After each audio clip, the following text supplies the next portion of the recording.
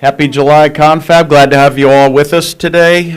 It's a little different meeting format. This is kind of the first, since I've been here, will be first half CONFAB, and then resident council, resident association meeting will be the second half. So most of our staff will clear out after we're finished with CONFAB, and Angela and I think will be the only two sticking around. So glad to have you all with us today. You see we've got our rebroadcast schedule. If you have access to the website anymore, there's still no video. The community app has the website link. I'm so used to talking about the website. So the community app has a website link if you'd like to watch the recording of CONFAB at your convenient time, or it'll go on channel 971 Thursday, Friday, Saturday, and Sunday there on the screen. Call in 6304 for ice cream. Sue, it could be. It's possible. See me at lunch. And I know we have a couple of staff members. I don't know if we have Jessica here or not. I'll go ahead first with the ladies that are here. Renita Jackson, Dorothy Henley. Two were combined. These two ladies did a superb job doing our deep cleaning of our apartment yesterday, and were so polite and professional in every way. They made our home more beautiful. Thank you, ladies. Come on up.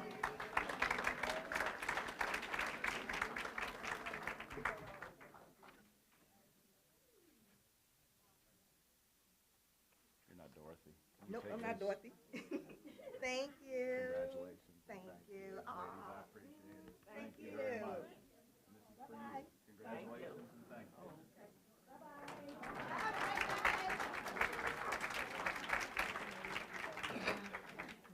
And those two ladies, in addition, are always very flexible and working all over the campus, so we appreciate it. Thank you both. And next we have Jessica Walker. Jessica is not with us here today.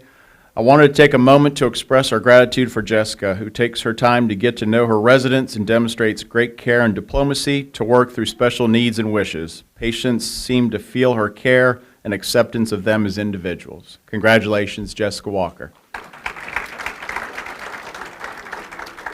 Jessica works up on our 6th floor in the Drinkard building. And then here are some honorable mention folks mentioned.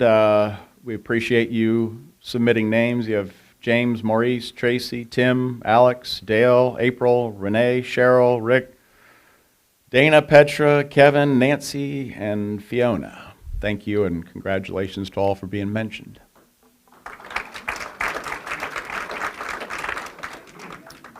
All right, we got Keith coming up.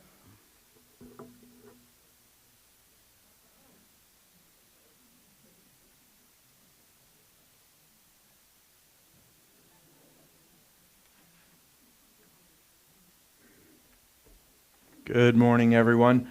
Before I get started with the slides, I just want to go over a little announcement that Matt had asked me to reiterate. Starting today, Jamerson Lewis is installing plumbing component.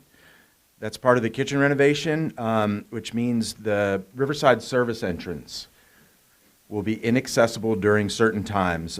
We just encourage residents and staff to use other means to get in and out of the building. So sorry for the inconvenience, but hopefully it'll be done here in a couple weeks, and then there'll be more inconveniences when the kitchen starts after that. So sorry. I'm just going to kind of reiterate what we went over the last confab, really just what's coming up for the project. We're looking at 8 to 12 weeks. It will start on August 17th. And again, it is really just infrastructure that we are redoing. It will be floors, walls, ceilings, and then all the electrical and other components that go with it. So the impacts that it is going to have is the JRG will not be serving lunch for those 3 days. We will continue with normal dinner service in Dogwood and James River Grill, but it will be a limited menu, so we're working on that now. We'll get that out ASAP.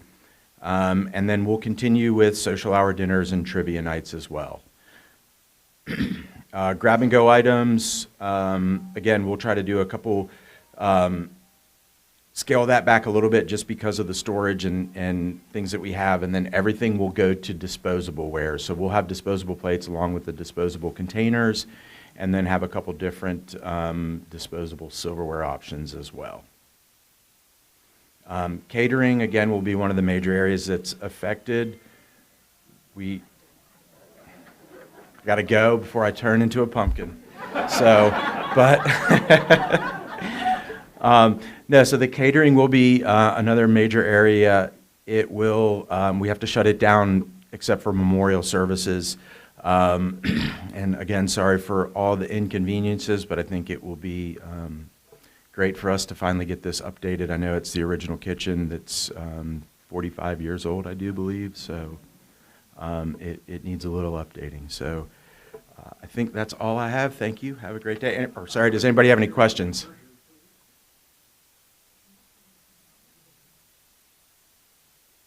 Oh, Labor Day. Yeah, I can reiterate that. I think everyone enjoyed the 4th of July, how we did that instead of the typical buffet. So we are actually going to do Labor Day the same way, with the exception that we will actually add a bartender. So we will have beer and wine and probably a specialty drink available in the cafe. But we will stay open from 11:30 to 6, and you can just come in whenever you like and get whatever you want. Question. Keith, we can't bring our containers up to the cafe to do takeouts and that type of thing? Yeah, unfortunately, we cannot because we have to make sure they're sanitized, and I don't know where they've been. And not that you wouldn't clean your container. I'm just saying, like, for a health department, doesn't allow us to bring in outside containers to be used. So,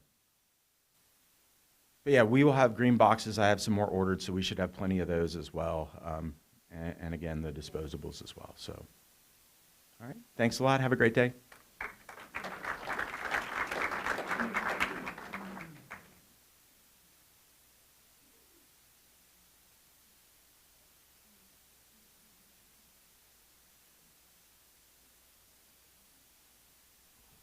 Good morning.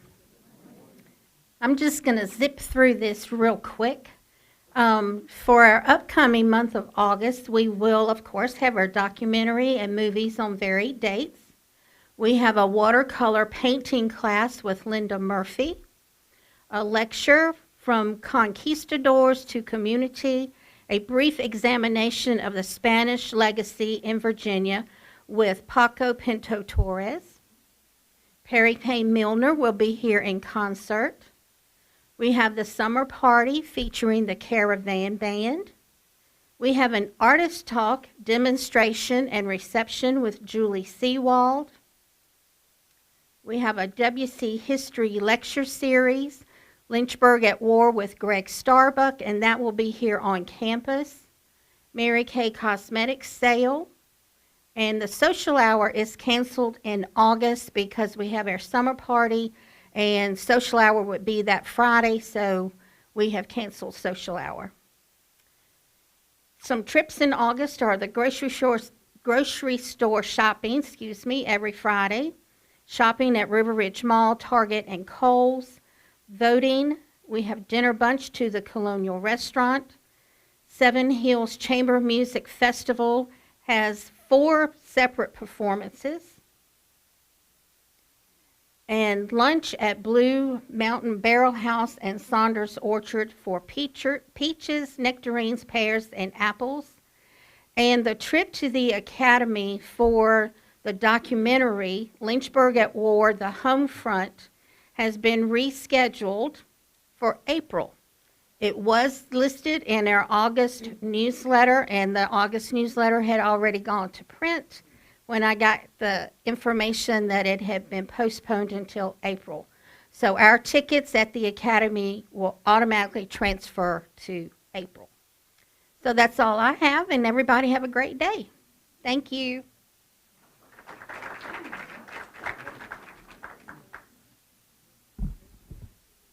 All right, we're rolling through this. I got a couple of different items to go over. I want to go back to the kitchen project.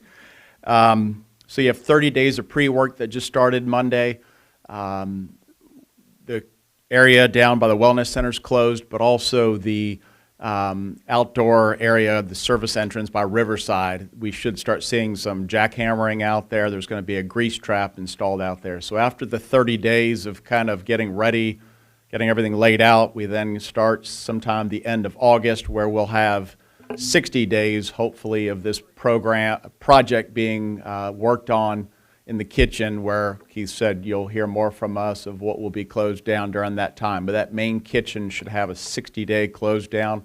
Hopefully it's not a lot more. Jamerson Lewis has had experience in the area doing other projects like this. We hope that the surprises we find will be limited, as they have experience in surprises in other projects that hopefully will carry into expertise in our project. So like Keith said, 45, 46-year-old kitchen needs work, and we'll move through this as quick as we can.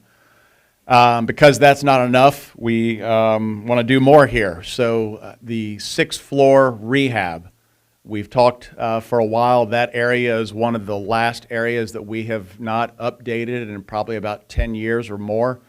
The 6th floor rehab in Hearthside, starting in the fall, we'll be working 2 rooms at a time. Air conditioning, heating systems are up in the bathrooms. Those will be ripped out. Ceilings have to be replaced. The HVAC will be replaced in those. And pretty much each room will have a full renovation. We'll also get new furniture, not new beds, correct, Lori?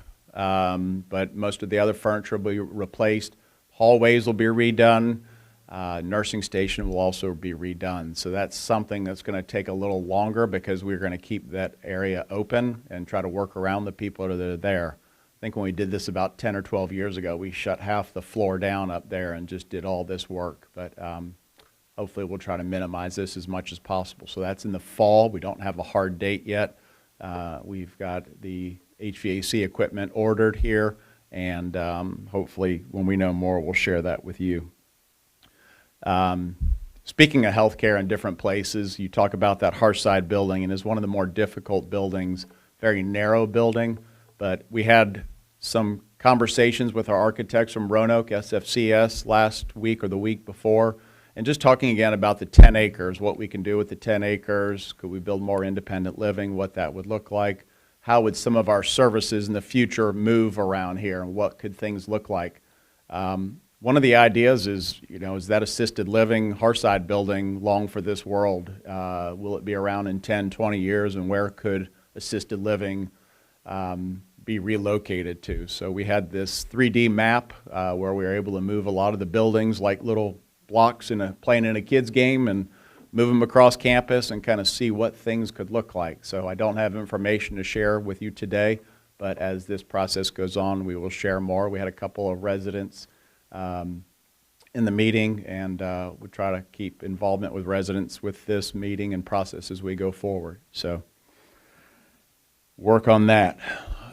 Overview, occupancy remains very strong here. We have 97% occupied. Everything is pretty much occupied and sold. In independent living, assisted living has actually averaged 100% occupancy throughout the year. That means we have some people doubled up in rooms.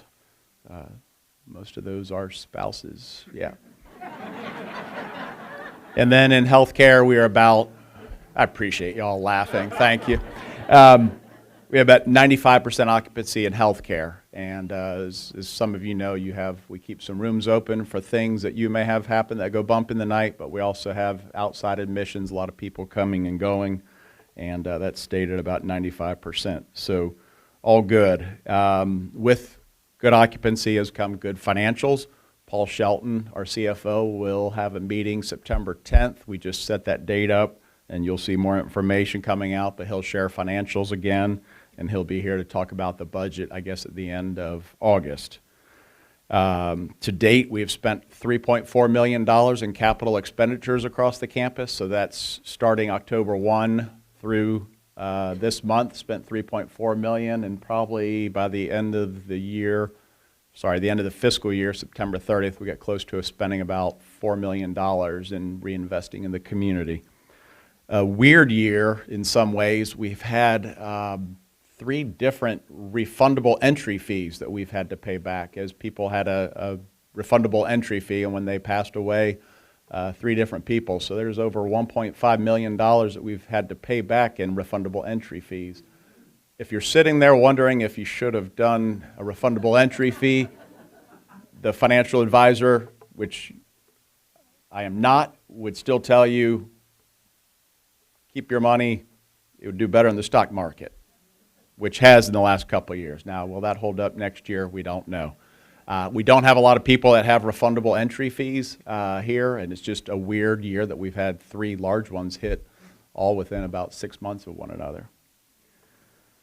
Public service announcement for Francis. We put this out in the newsletters, but starting the 1st of July, Francis, the Bank of the James, is required to obtain 2 forms of identification prior to doing any type of notary services. In the past, she was able to just do it off of knowing you and did not need usually any documentation.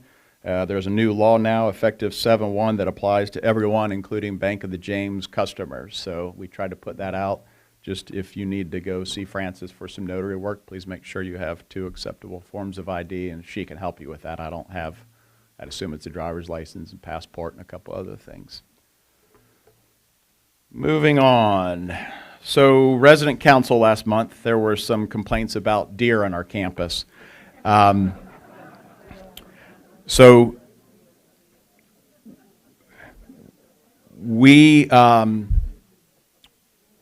I guess there was some feeling that we haven't done anything as staff to try to mitigate and control the deer. And there's a large deer population in Central Virginia. I think we're all aware of that.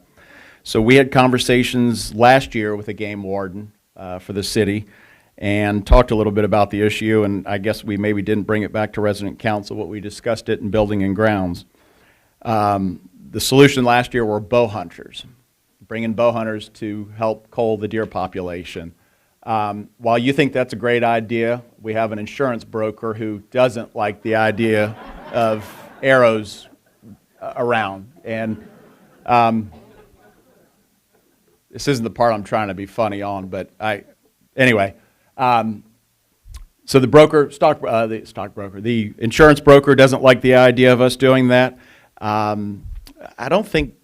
We had a hard time from some people taking a wasp nest, a hornet's nest down last year that complained that we were hurting nature. So all that to say, the idea of a doe running across Bishop's Lane and dying in someone's driveway is not a sight that a lot of us want to see either.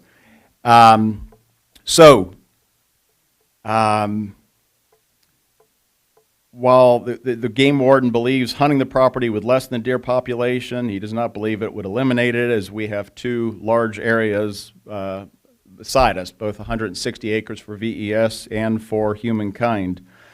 After talking with Building and Grounds about this process again last week, they said, well, why don't you see what VES and humankind are doing, which I thought was a good idea. So I sent out somewhat of an innocent email just asking about what they do. I haven't heard back from VES. Humankind apparently tried the bow hunting back in 2004 and did not go well, as there were arrows in around other people's property when there were misses. Did not like the idea of the hunters all dressed in garb, and at the time they had their children on the property still. And that was disturbing. So humankind is very adamant that they are not going to allow hunters up or do anything like that, which makes our problem to try to do anything difficult because we're very close. Following up with the game warden, again, last month, the city does not have a culling or sterilization program, which I think has been mentioned. And I'm going to put this in the minutes next week for resident council. We've got people on campus that have the product called wireless deer fence, which has a little bit of a shocking that seems to help. Believe it or not, there are some examples of flowers around here in our marketing area, out by the Woods Edge entrance, that deer do not like and have held up pretty well. So would recommend for people that are trying to find a garden to please look around other places. Lastly, my house. I live 1.48 miles away. My wife started using Oh Deer at home, and they spray the yard, they spray the bushes. My hosta, daylilies, hydrangeas, all destroyed last month. And we're paying someone to spray our yard. My dogs are still getting ticks. When I pick up after 2 dogs, I'm picking up after deer still. And so all that to say is I'm not saying Oh Deer is a bad product. I'm just saying I have had some experience that is still leads me to wonder how you get rid of this problem. That's a lot of words for a little topic. I'm up to other ideas. I don't know how we can try to get this better, but yes, sir. You're. Hold on. Yes, I don't think this is going in a good direction. No, why don't we have William Deal lead a prayer service?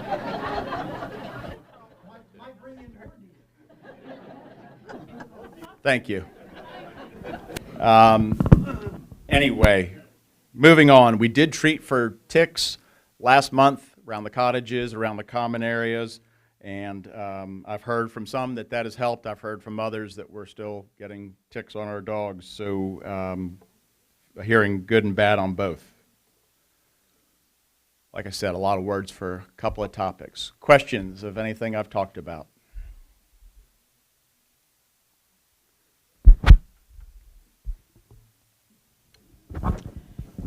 Sean, is it possible to put fencing around all of the raised garden plots? I don't think that's something that's going to look very nice to have fencing. I mean, I know people put fencing up themselves, have different contraptions and different ways of doing that, so I don't think that's anything we're considering right now, unless we were to physically relocate those to somewhere else. But I don't think so at this time, but we'll entertain discussions, I guess, with the Building and Grounds Committee. We, the Blue Boozes, put a fence up when we first moved here 4 years ago. But the groundhogs found that a challenge, not a detriment. So you can speak to us, or you can speak to Herb Cox, who has, or Rashid Cherokee, who they just leveled the top of all of his tomatoes. So our deer fence, although we feel our fence to keep the groundhogs off or the deer off, is maybe a pipe dream for us. It's very difficult, agreed. And going back a little history, we removed some groundhogs a couple years back only to find out that that's illegal to do. So we don't relocate groundhogs anymore either, but they obviously, along with rabbits and other animals, tear up our yards. So the bucks and velvet are pretty this time of year, but boy, do they put a hurting on us. So any other questions? Herb, I think we roll it over to you.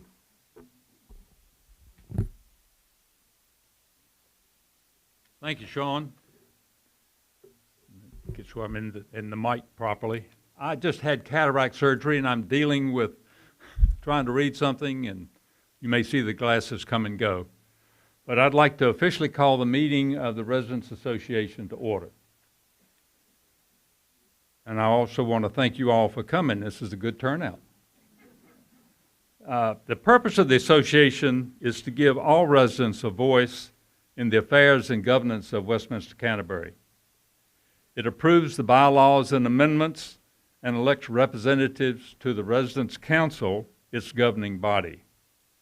The council listens to residents' concerns and suggestions, makes recommendations to administration, and responds to administration proposals. The Residents' Council is made up of 9 members. I'm going over this because we're getting into the election process for Residents' Council. We meet regularly on the first Wednesday of each month, and each meeting begins with a listening session where all residents are encouraged to come and share comments and suggestions. And for those residents who are unable to come to the listening session, we accept written, signed, comments and suggestions, and they can be put in the Residence Council box in the main lobby. Copies of the bylaws of the association, minutes of council and all committee reports, and a list of all committees, of which there are 12, are available in the Strickler Library and on the new Uniguest Community app. One thing you all may not be familiar with is that there are 2 residents may serve on the Board of Trustees of Westminster Canterbury. When there's a vacancy, Residence Council submits 3 resident names to the Board of Trustees Nominating Committee, which selects a nominee based on the needs of the board. Resident board members must exercise full fiduciary responsibility and do not represent the needs or are not the residents' representative to the board. In fact, as council chair, I represent the residents' needs and attend all board meetings and make a report to the Board of Trustees. Next slide. In January, Residents Council met and they came up with, we had a brainstorming session, and we came up with what do we want to do this year, and we set up three priorities.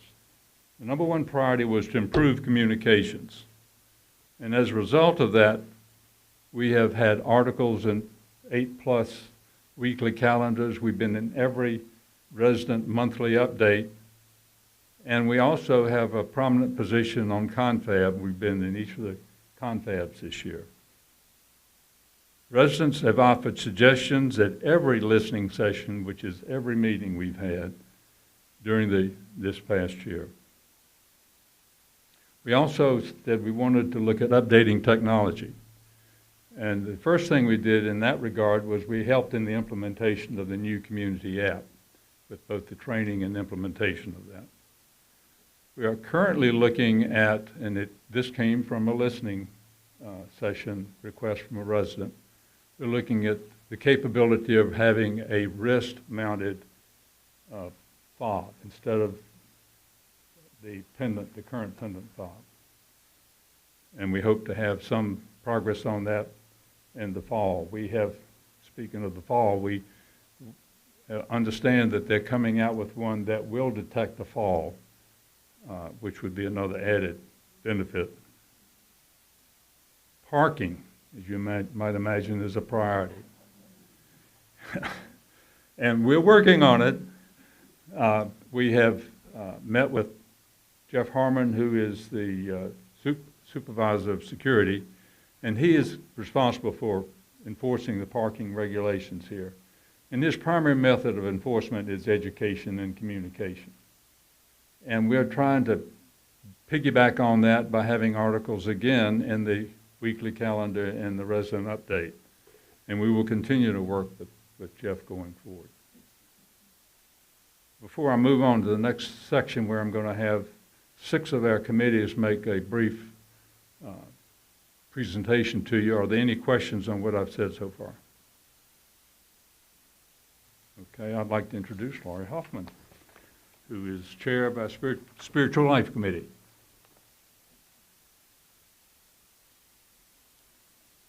I'm going to stand to the side over here because I'm a little shorter, and I don't want to be known as the talking podium. So, I was looking through some notes on presentations, and it said I should grab the audience, but I really don't think that's appropriate for a Spiritual Life Committee chair, so I'm going to move on. I'm Laurie Hoffman, and as I said, I'm the chair of the Spiritual Life Committee, and I'm very thankful to be here today.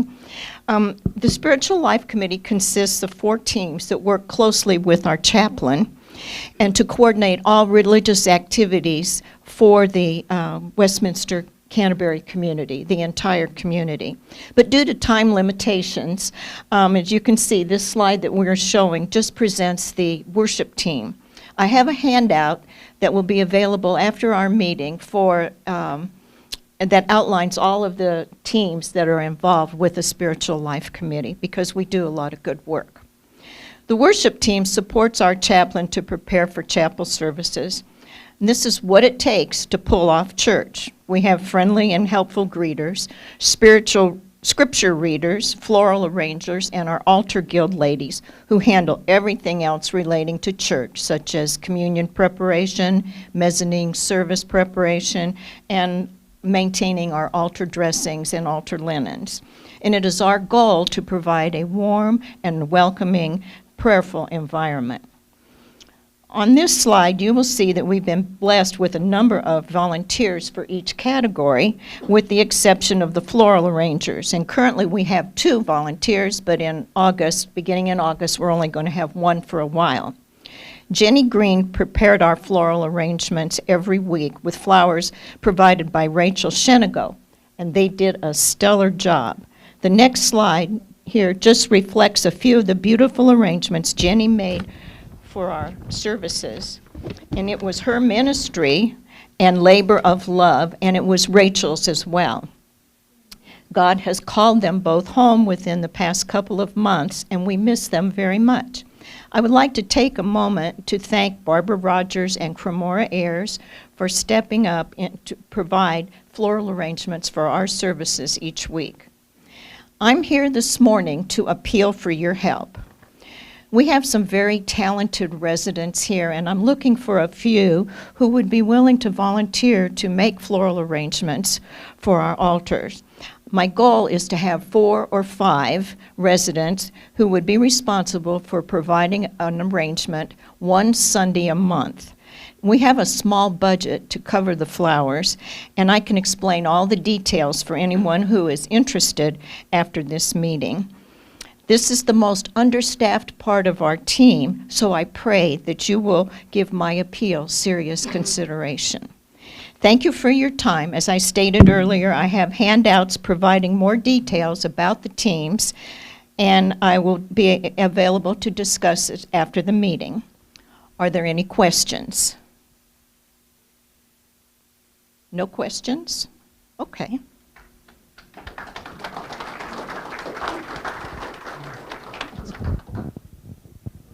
Good morning. I'm Kathy Chase, and like my good friend Lori, we're short. And I will be short. I am fortunate enough to work with a great team of people on the Wellness Committee. Our purpose is to provide constructive comments and feedback to our remarkable Wellness Center manager, Denise.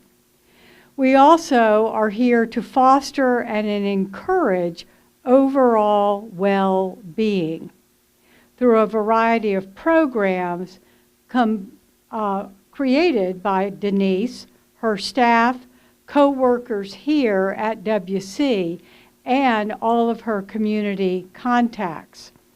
Most of you are aware that there are exercise programs on land and in the pool, specialty classes like yoga, tai chi, breathing, support groups and classes for residents with Parkinson's and their families and friends.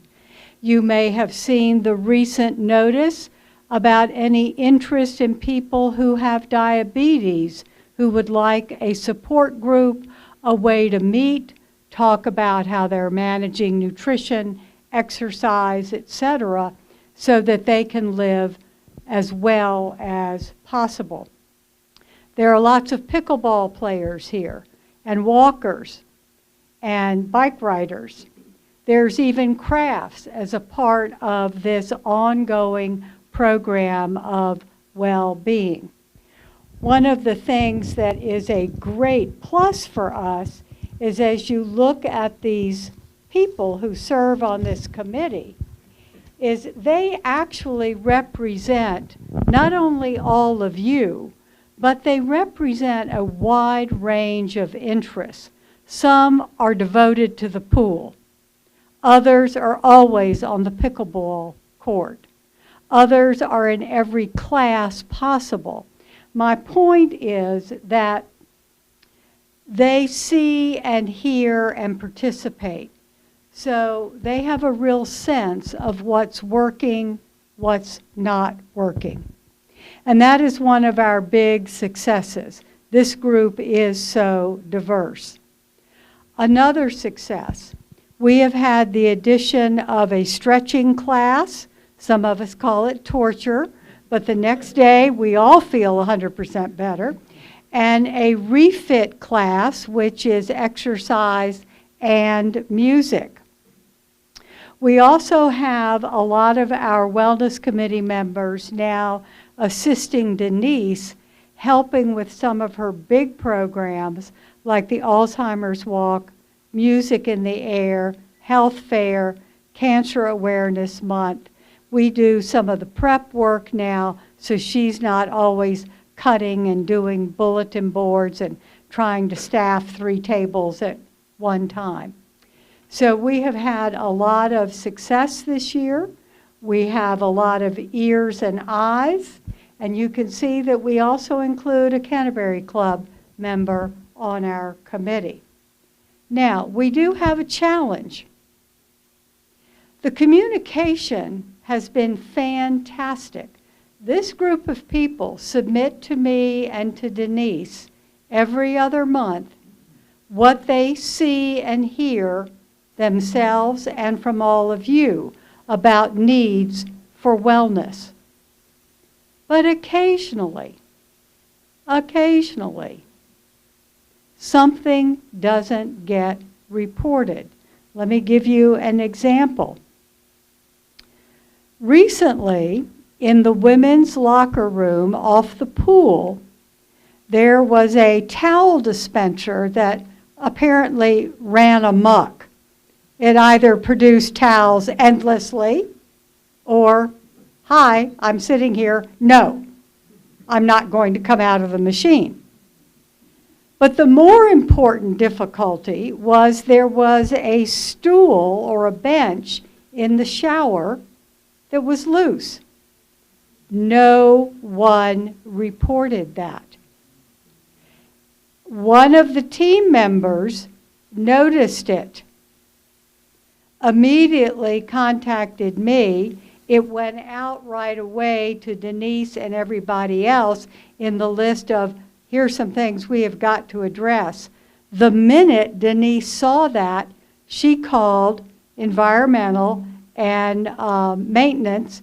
It was taken care of. You know the old thing, see something, say something.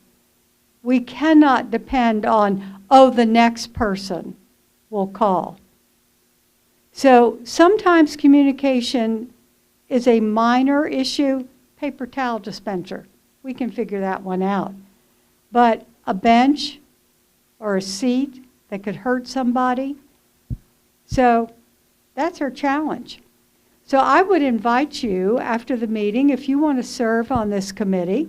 We meet every other month. We only have 2 more meetings. If you would like to serve on this committee now or next year, please speak to me. Are there any questions? Thank you.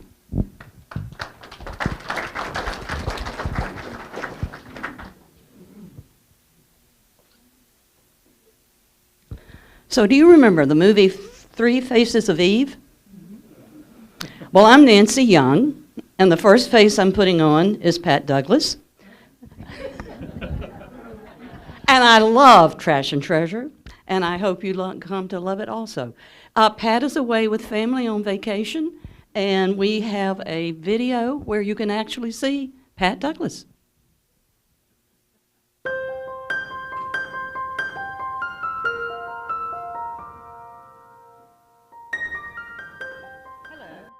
Douglas. I am one of over 25 residents who volunteer to be on the Trash and Treasure Committee. We are a working committee. Each month, volunteers come to the marking room on Mondays and Wednesdays to carefully price the donations we receive. From there, we have volunteers who readies the shop to open, straightening the shelves, restocking supplies, and displaying new items for sale. On Thursdays and Fridays, our ladies generously volunteer their time to staff the shop. Be it as a cashier or bagger, they always show up. Things can get quite hectic because our customers are standing in line to shop. When the shop opens at noon on Thursdays and Fridays, shoppers are welcomed into a well-stocked, beautifully organized space, thanks to the many hands whose hard works make it all look effortless. The Trash and Treasure Committee would also like to take this opportunity to thank all the residents who continuously remember the shop by donating their items whenever possible. Without your donations, the Trash and Treasure shop would not be what it is today. We love seeing our wonderful employees each week buy needed items or just a little treasure that brings a smile to their face.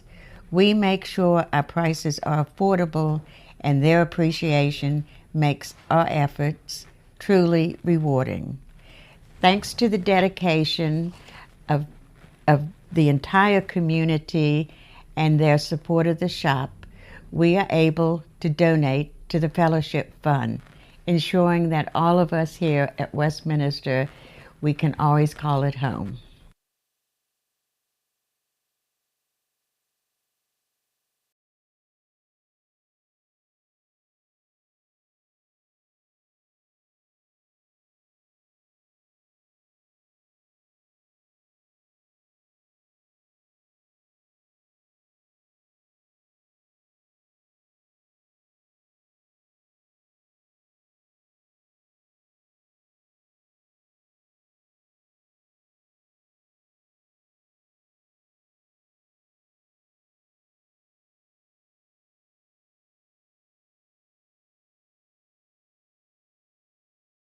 Good morning.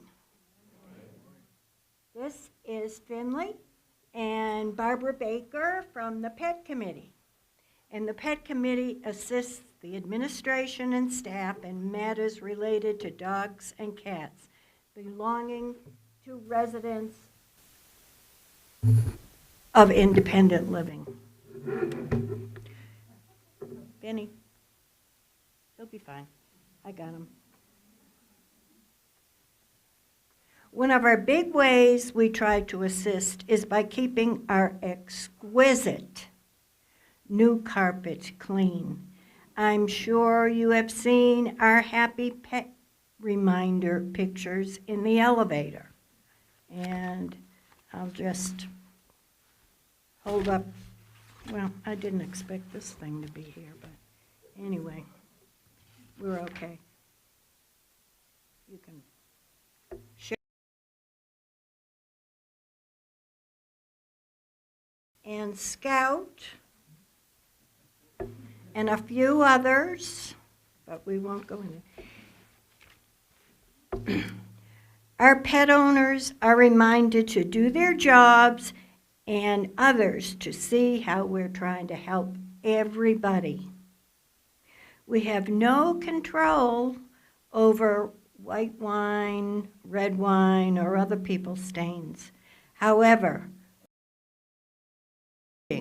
our pets to do the right thing. After several years of hoping to get a beautiful park for our puppies to exercise off-leash and run free, we've got one. The fence is gorgeous, as you can see over there.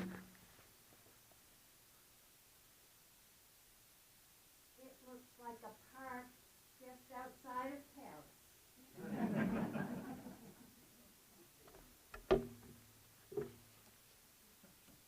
The fence is absolutely gorgeous, and we want to thank Sean and WC. We greatly appreciate our new outdoor area. After using it for a couple of days, we discovered the old mulch was not working. It was dirty, and we needed a new ground cover. And you can see Finley's mouth is full of dirty mulch. Ground cover was not in the budget. So, by word of mouth, not a real campaign, we raised the money to change it. It was discussed what type of ground cover would service a small area. And pea gravel will be put down as soon as the contractor can get to it. And Matt just called me at 9:45 today and told me they're going to start on it on Friday and hope to finish it up on Saturday. Yay. We had discussed other options, artificial turf, which was more than double the cost, and it also required maintenance and chemicals to be put on it. And pea gravel, there is no maintenance. And I have a couple of pictures of dog parks with pea gravel in it, but anyway. We do know we are entertaining the folks in Drinkard, and that's a good thing. We look forward to completion. So, thank you for your support, and have a wooftable day.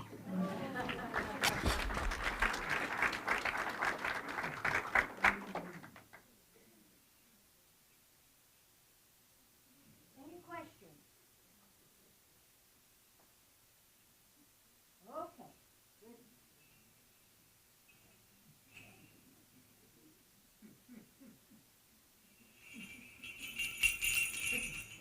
Let's see.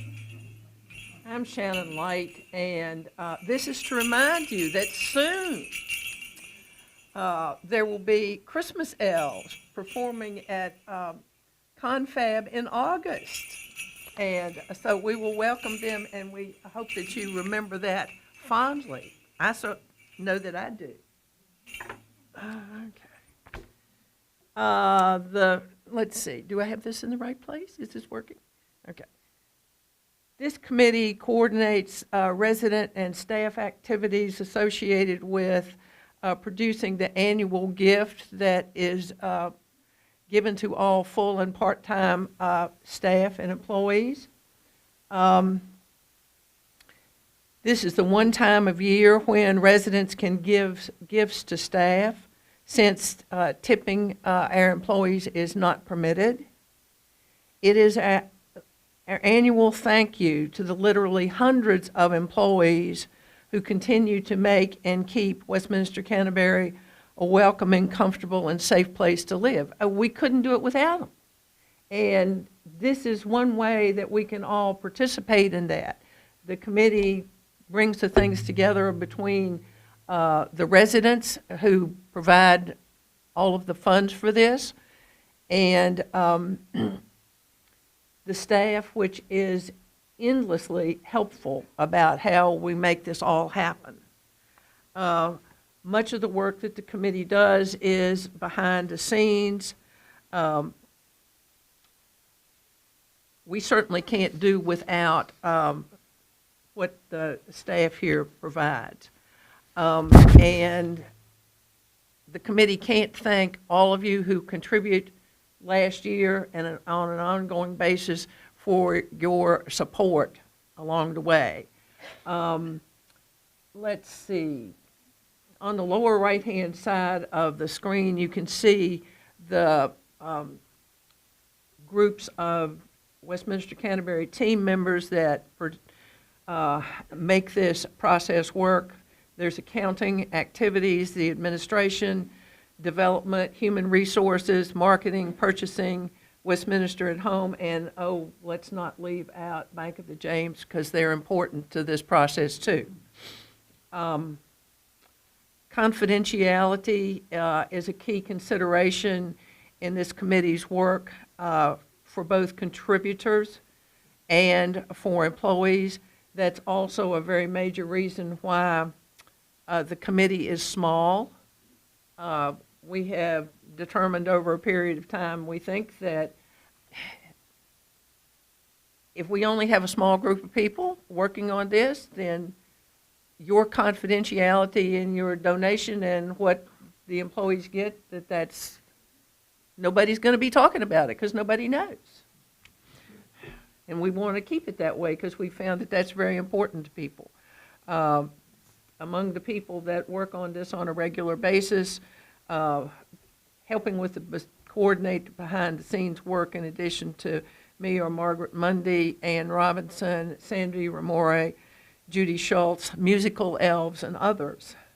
One thing that when you put these pieces together, I think it tells a really good story about the things that residents and others do to support this program. Last year, we gave gifts amounting to $330,000 to, believe it or not, 365 employees.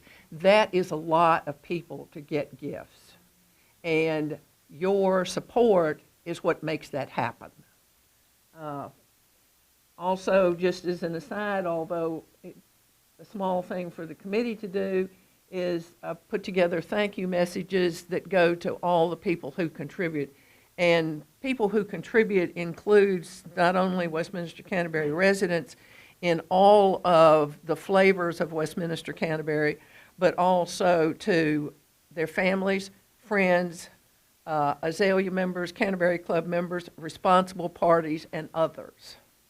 Families of people who have lived here before want to contribute to this, and they know what a wonderful place Westminster Canterbury is, and we just need to keep telling them. Committee meets only as needed. There are no regularly scheduled meetings, and I would like to introduce Carol and Harold Secord in case you don't know them. Would you like to stand up so you can get They are co-chairs with me this year, and can't thank you enough for all your help along the way. Now, since we will have, we'll provide more information about how the program works in the CONFAB in August. And so, in the meantime, if you have questions or comments, tell Harold, Carol, or me, or send me notice, or whatever. And thank you.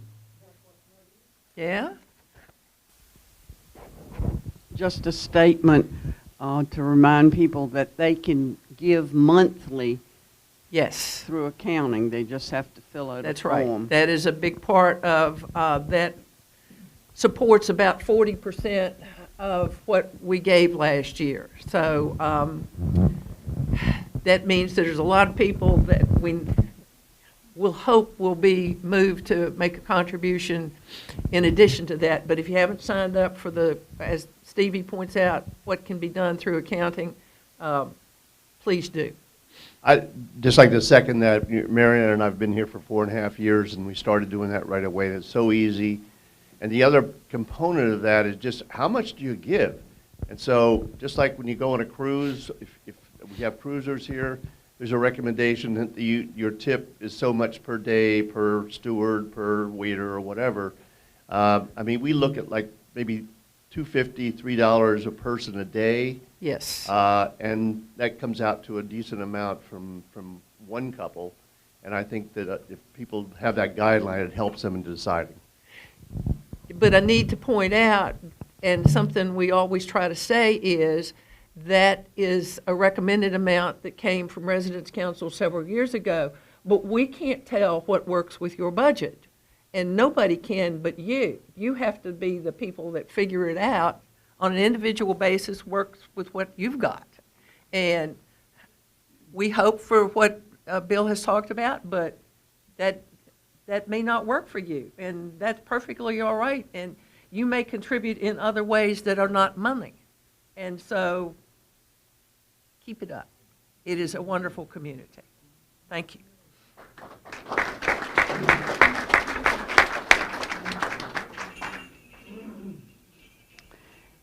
Bill, of course, Bill Hobbs is with his family at this time of their experience the loss of Mary Jane.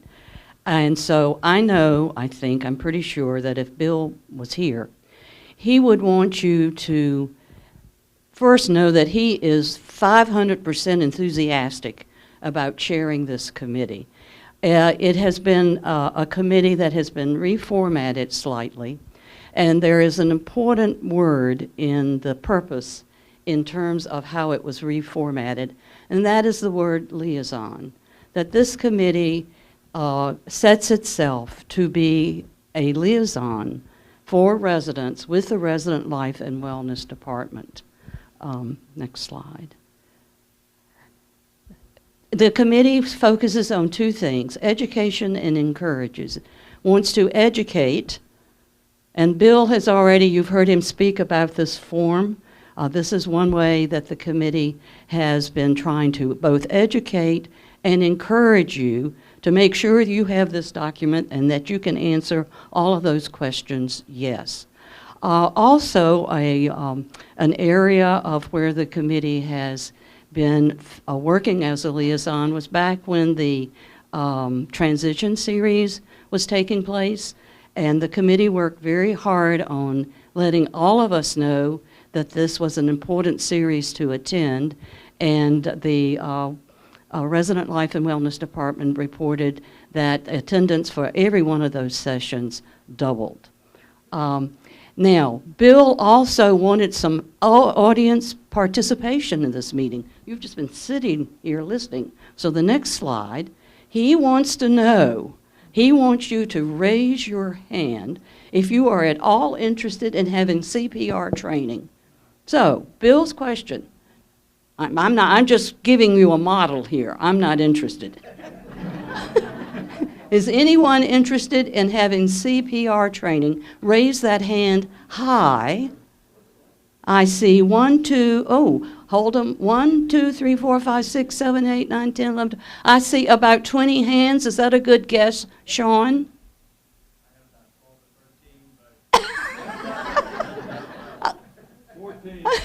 Okay, I'll report 15 to Bill.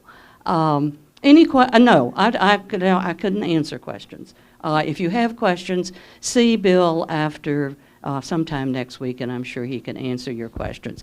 Now, before I give this mic up, I'm going to put the Nancy Young secretary face on. I went into the library before coming here and noticed that number one, a notebook that contains minutes has been moved. It used to be on the desk. If you are a person that reads minutes of our meetings and the committee reports in the library, it is in a black notebook. I'm going to try to make it flash more with a different color, and no longer is it on the desk. It's now on the card catalog. They look like they've sort of neatened up the desk and moved some things. So also each month I put copies of the minutes on the desk that you can pick up if you don't go to the community app to read them. So some people have said, are minutes available? Yes. Community app, library, printed copies on the desk. Next. That's me. This is my final face. Oh, what? We have a... Thank you. Yes? Thank you. Before we totally leave the safety part, I'm wondering if any of our servers and dining staff know anything or have been trained in Heimlich. Yes. I don't know if I can speak.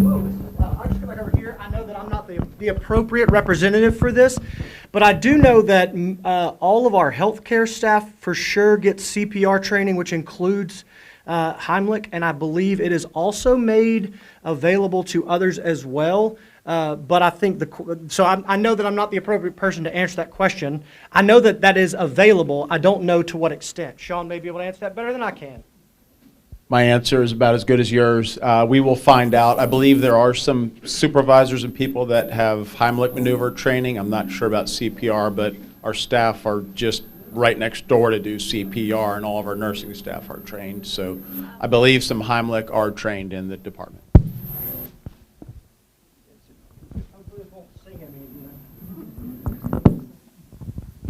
Could we get the device for choking that will suction out anything wedged in the throat and have it on hand somewhere, maybe several of them?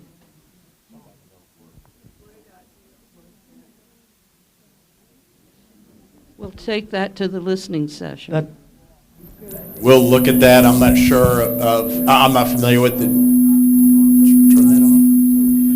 I'm not familiar with the device, but we'll certainly look at it and see if that's an option and whether it's a safe option for us to be using. Good. Any more questions? Bill is going to be so happy with this report. Thank you.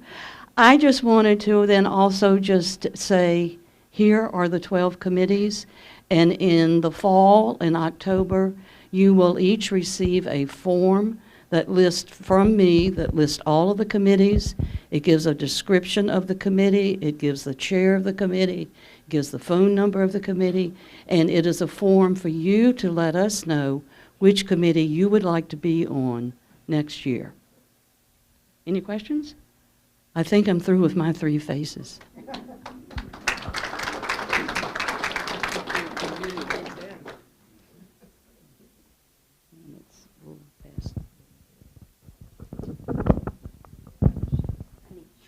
Microphone too. It's coming. The election for your 3 new resident council members, December 1st. I hope all of you will go back to your room, circle it on your calendar, maybe even put a star there, because it is very important.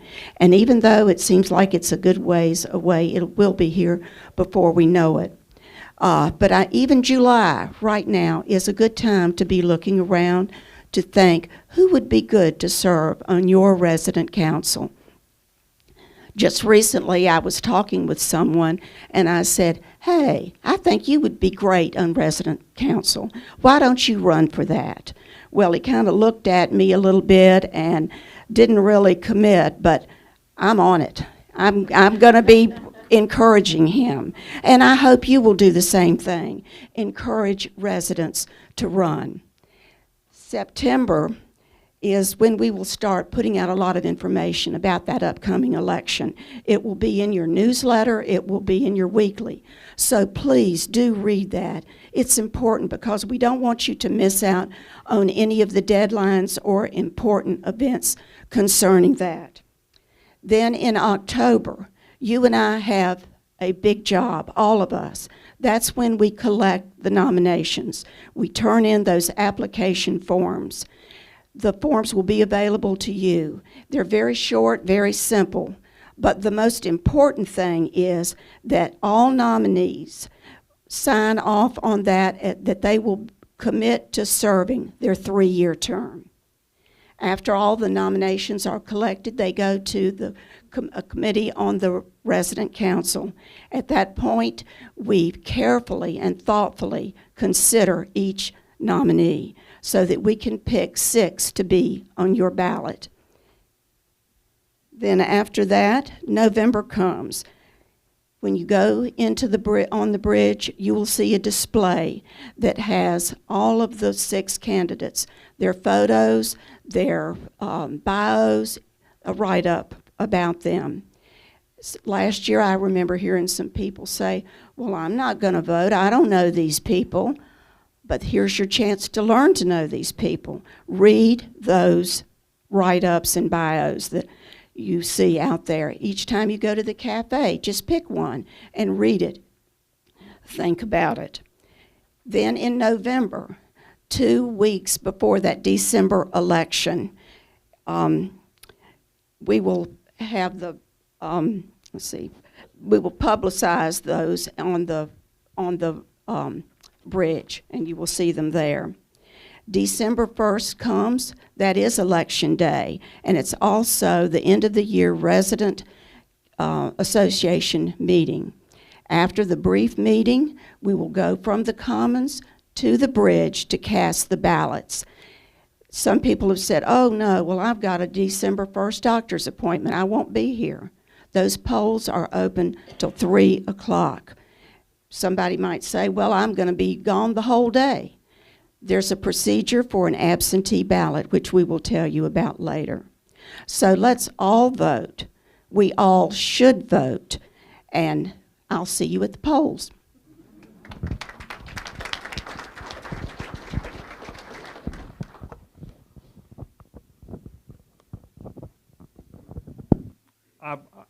I want to speak briefly, and I've got a handout that I've selected people. If you would pass those out now. I always get comments, I wish I had a handout for what you were doing. This is a lot of detail about our listening sessions. It's also a listing of some upcoming events.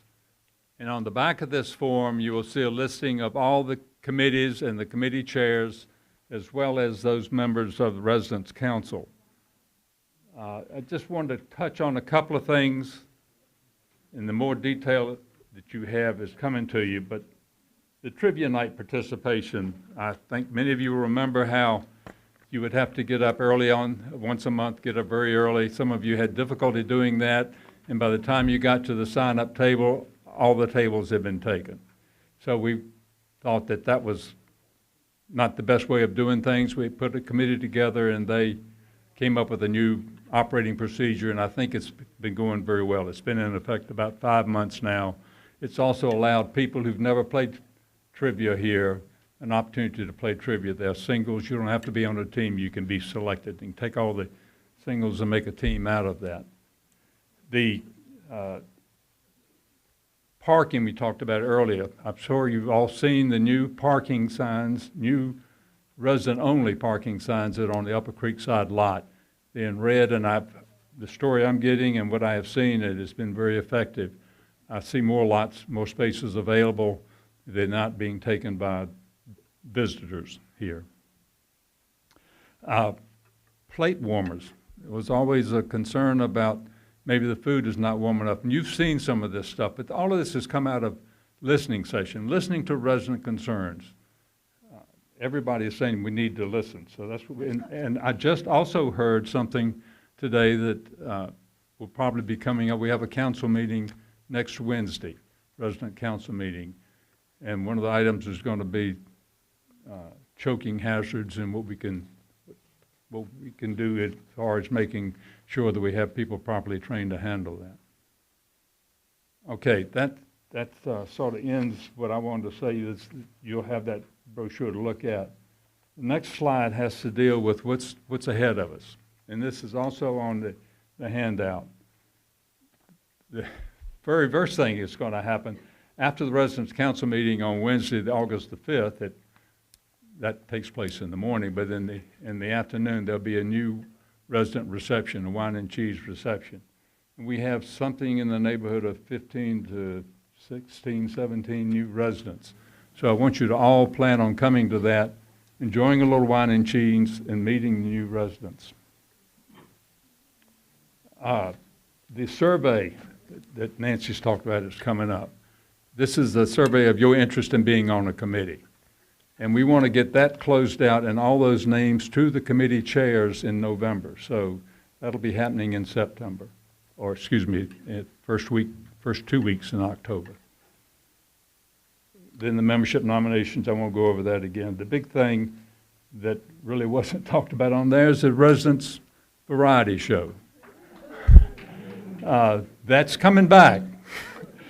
It will be February, not before then, but it will be February.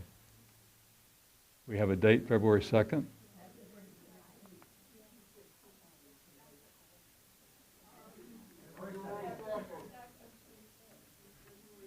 February 2nd. February 2nd. I should listen to the real bosses around here. Okay. Any questions before we close the meeting? I want to thank you all for coming. I want to thank the committee chairs. This is a thankless job they have, and they've done an excellent job today. They do an excellent job every day, and you will, in the annual meeting, be hearing from some of our other committees. As I said, there are 12 committees we want you to know about and have an interest in. Are there any other questions, or any questions? Meeting adjourned.